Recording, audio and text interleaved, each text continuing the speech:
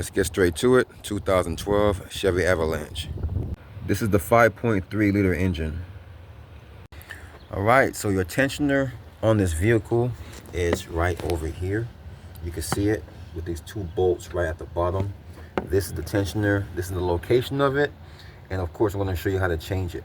So the first thing we got to do is remove the belt so that we can get to these bolts and get the tensioner off. So let's go ahead and get this belt removed. All right, you can see right here, I'm using a 15 millimeter and a serpentine belt tool to get this tensioner. So this is the tensioner here that we need to spin clockwise. So I have a 15 millimeter here. I'm using a deep socket. That way I can clear this water pump right here. Otherwise, see, when I go like that, I barely clear that water pump.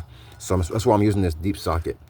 So just go just like that clockwise, and you can remove the belt from the idler pulley. And if you want to remove the belt completely, just go ahead and remove it. That way you can get the belt changed if you need to. And I'll show you how to route that back when we get everything back together. See, with the belt off, now we can see clearly here. These are the two bolts that need to be removed to get this off. So very easy. They're both 15 millimeters. Once you get that off, you can easily pop this tensioner off, put your new tensioner on, put your two 15 millimeter bolts back in, and it's as simple as that. This is very easy part to change. So I'm going to go ahead and get these two bolts off now so we can remove this part.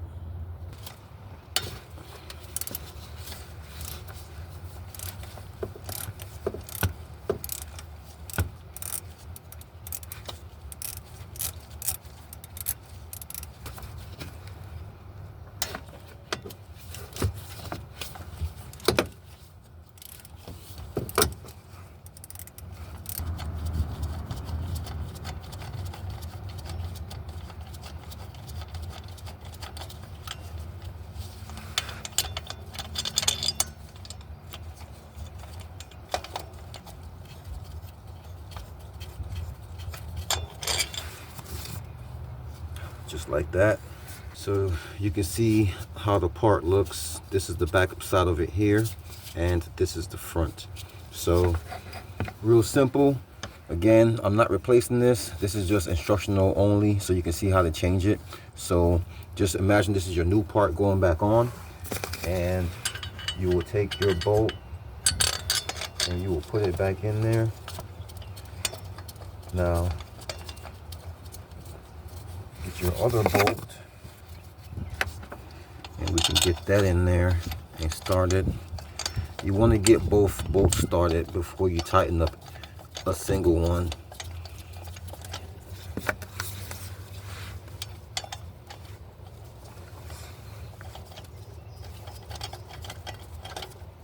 So I'm just getting these hand tight, and that's it. I'm not getting them all the way tight until they're both hand tight snug. Now, if yours isn't loose enough for you to get it hand tight all the way, then you may have to just use a ratchet to get it in the whole way. But mine is going in pretty easy, so I can get most of this out of the way with my hand. All right, so now I got that on there. I'm gonna reintroduce my ratchet. You can use a torque wrench if you're unsure.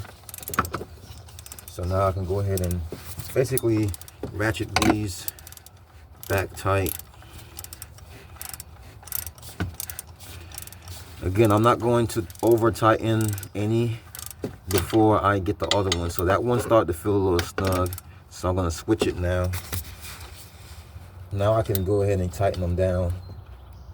I got that one, and now I'm going to get this one. Just like that. That is back to being tight, and just like that, that is changed out. So all we gotta do now is put our belt on. All right, let's get this belt routed back on. So now I'm gonna get my socket and wrench on here.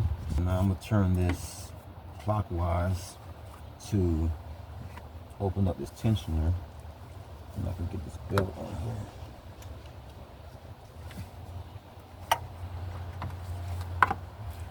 Just like that. Now that belt is back on, you can see how it's routed again.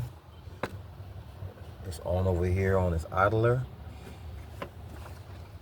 It's on right here at the alternator, down there at the power steering, back up here to the water pump, and on the crank.